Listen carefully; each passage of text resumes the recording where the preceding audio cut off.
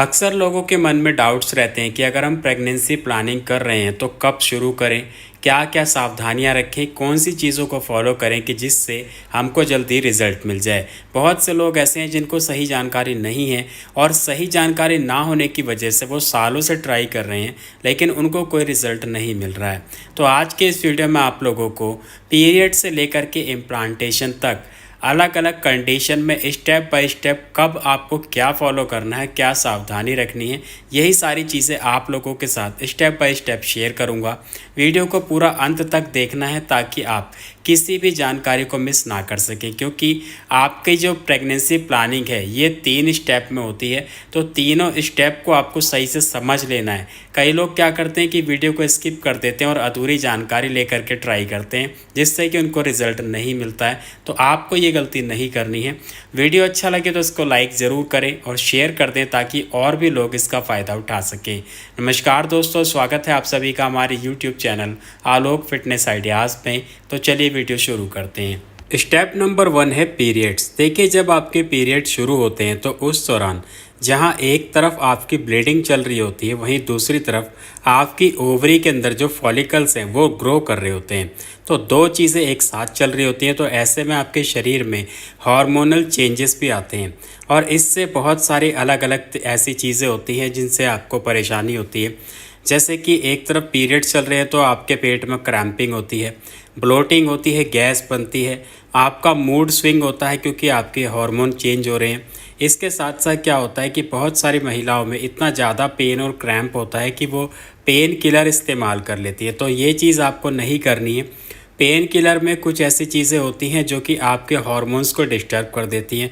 और आपने अगर कभी पेन किलर इस्तेमाल की हो पीरियड्स के दौरान तो आपने देखा होगा कि अगली बार जब आपका पीरियड आया होगा तो उसकी डेट थोड़ी अलग रही होगी और थोड़ा डिस्टर्ब भी रहा होगा। तो अगर आपको पीरियड्स के दौरान गैस, ब्लोटिंग होती है, क्रैम्प होते हैं, पेन होता है, तो आपको इसमें पेन किलर नहीं लेनी है। थोड़ा सा आपको नेचुरल चीज़ें करनी, जैसे कि आप गर्म पानी की थैली से या बॉटल से पेट के निचले हिस्से पे सिकाई कर सकते हैं। आप जिंजर टी बना सकते हैं। जिंजर टी में आपको करना क्या है कि करीब 1 इंच का अदरक का टुकड़ा लें और उसको आप घिस लें या फिर उसको अच्छे से कूट लें। कूटने के बाद 1 कप पानी में अच्छे से उसको बॉयल कर लें और छान करके आप सिप सिप करके उसको पिएं। और इसको दिन में आप 2 से 3 बार अगर आप पीते हैं पीरियड्स के दौरान में तो ये काफ़ी हद तक आपके पेन और क्रैम्प में आपको रिलीफ देता है। क्योंकि इस दौरान क्या होता है कि आपका जो यूट्रस है वो सिकुड़ रहा होता है, उसमें कॉन्ट्रैक्शन होता है ताकि वो अच्छे से जो वेस्ट है, जो ब्लीडिंग है, उसको बाहर निकाल सके, उसकी सफाई अच्छे से हो जाए। तो इस दौरान जब आप ये जिंजर टी लेंगे तो इससे काफ़ी ज़्यादा आपको रिलीफ मिलेगा। और अगर आप जिंजर टी नहीं लेना चाहते हैं, आपको गैस, ब्लोटिंग हो रही है, क्रैम्पिंग हो रही है, तो आप अजवाइन ड्रिंक ले सकते हैं। अजवाइन ड्रिंक में आपको करना क्या है कि 1 चम्मच अजवाइन लेना है और 1 गिलास पानी में अच्छे से उसको बॉयल करना है। जब पानी आधा रह जाए तो उसको छान के हल्का गुनगुना सिप सिप करके आपको इसको पीना है। तो ये जो दोनों ड्रिंक मैंने आपको बताए हैं, आप अपनी कंडीशन, अपनी प्रॉब्लम के अकॉर्डिंग इनमें से कोई एक इस्तेमाल कर सकते हैं। इससे आप पेन किलर लेने से बचेंगे और आपके पीरियड्स भी ठीक से होंगे और इससे आपको काफ़ी ज़्यादा हेल्प मिलेगी प्रेगनेंसी कंसीव करने में। दूसरा स्टेप आता है ओवुलेशन का। क्योंकि जो महीने के 30 दिन होते हैं, इसमें शुरुआत के जो 10 दिन है वो आपके पीरियड्स के होते हैं, अगले जो 10 दिन हैं ये होते हैं आपके ओवुलेशन के। तो इसको ओवुलेशन पीरियड कहा जाता है।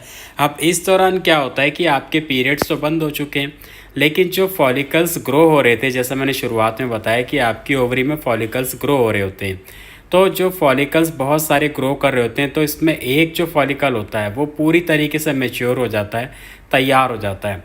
अब तैयार होने के बाद ये आपके पीरियड्स के 14वें 15वें दिन के आसपास आपकी साइकिल के अकॉर्डिंग ये आपकी फैलोपियन ट्यूब में आ जाता है और वहाँ पे आने के बाद 24 घंटे तक वहाँ पे घूमता रहता है। और इस दौरान अगर इसको स्पर्म मिल जाता है तो स्पर्म इसको फर्टिलाइज कर देता है, फिर ये सेल्स में डिवाइड होने लगता है और प्रेगनेंसी का प्रोसेस शुरू हो जाता है। ये एक नॉर्मल प्रोसेस है जो कि एक हेल्दी महिला के साथ हर महीने होता है।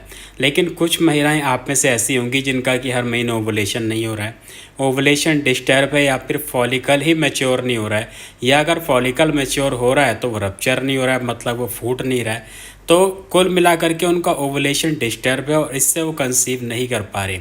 तो तो आपको करना क्या है कि ओवुलेशन डेज में या फिर पीरियड्स खत्म होने के अगले दिन से ही आपको लौंग का पानी लेना शुरू करना है। अब लौंग का पानी क्या करेगा कि आपके हार्मोन्स को बैलेंस करेगा। अगर आपका ओवुलेशन ठीक से नहीं हो रहा है तो ये उसको रेगुलर करता है, आपके फॉलिकल को मैच्योर होने में हेल्प करता है, उसको रप्चर होने में हेल्प करता है। और अगर आपको पीसीओडी पीसीओएस की कंडीशन है तो इसमें भी आप इसको ले सकते हैं। लौंग का पानी बनाना कैसे है कि रात को आपको 2 लौंग एक कांच के गिलास में पानी भर के उसमें डाल के पूरी रात के लिए इसको रख देना है। मॉर्निंग में आपको छान करके खाली पेट इसको पी लेना है।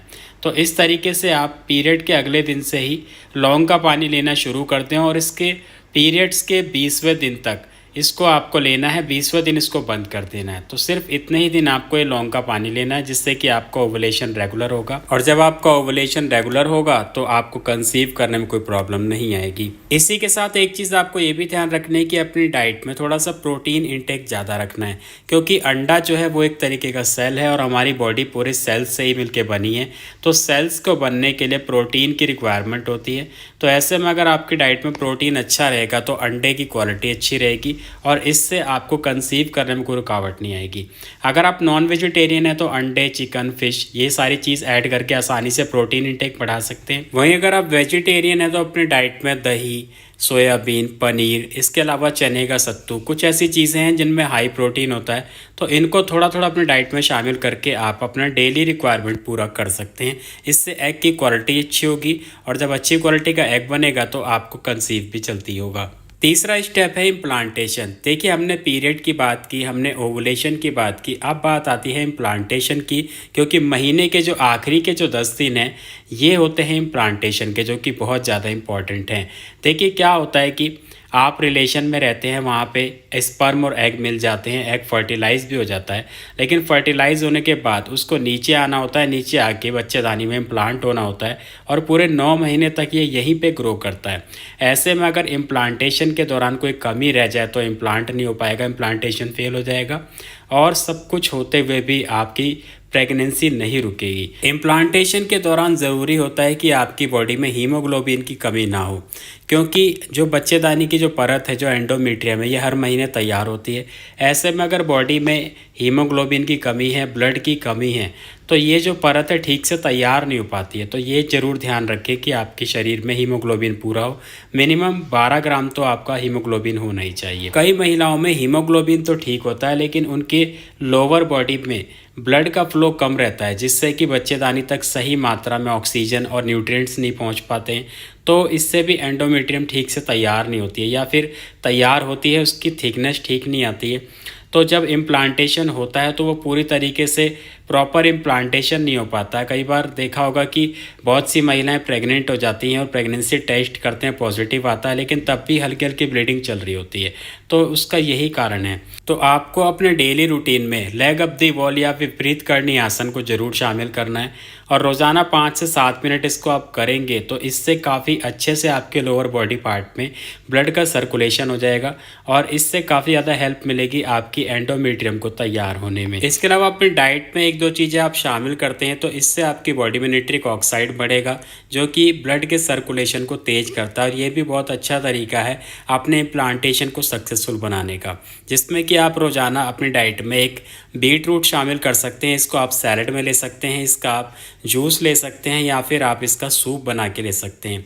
टमाटर को ज़रूर ऐड करें। इसके साथ साथ अनार का जूस या फिर अनार के दाने आप अपने फ्रूट सैलड में मिला के खाएंगे तो इससे भी काफ़ी अच्छी मात्रा में नाइट्रिक ऑक्साइड का प्रोडक्शन होता है, जो कि आपके ब्लड के फ्लो को इंक्रीज़ करता है।